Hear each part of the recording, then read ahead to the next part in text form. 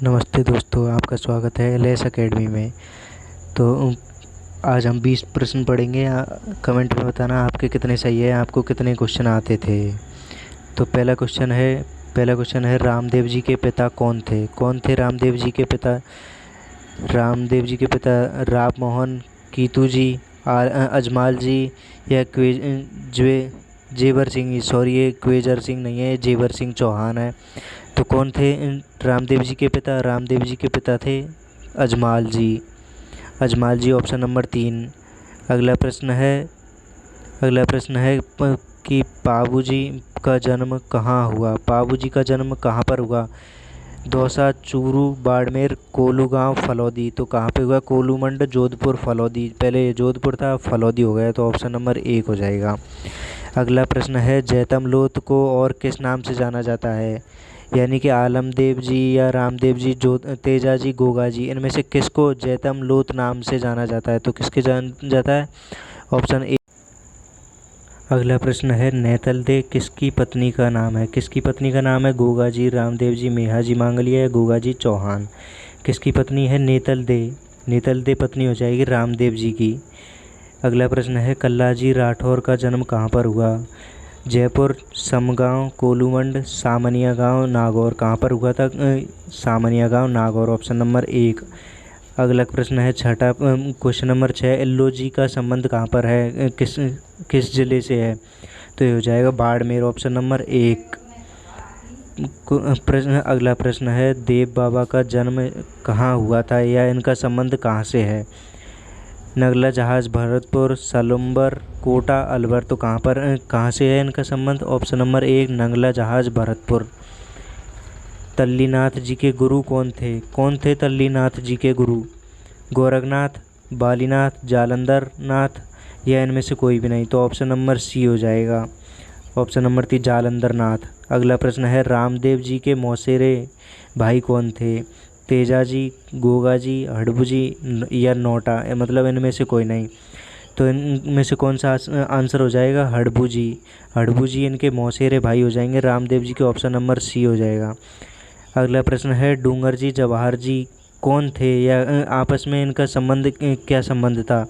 ये चाचा भतीजे थे या भाई भाई थे या जीजा साले थे या इनमें से कोई भी नहीं। तो कौन थे? ये चाचा भतीजे थे।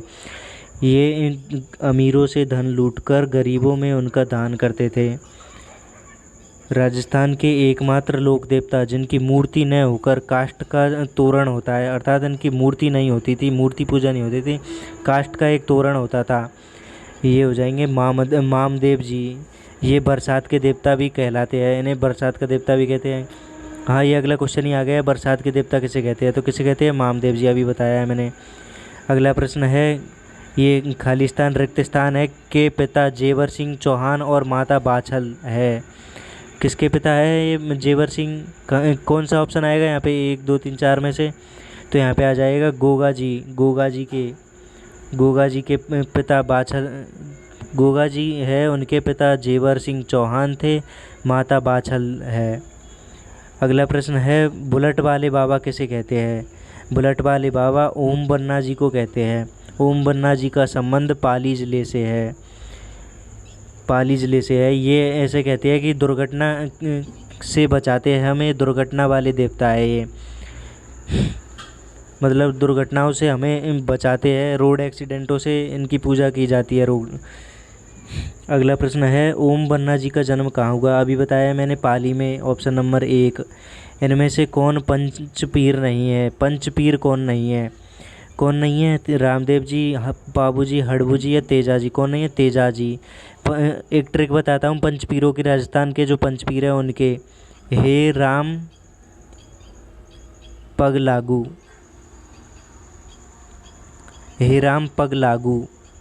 ये लागू शब्द तो साइलेंट है। हे से हड़बू जी, हे से हड़बू जी। रा से रामदेव जी। मैं से मेहा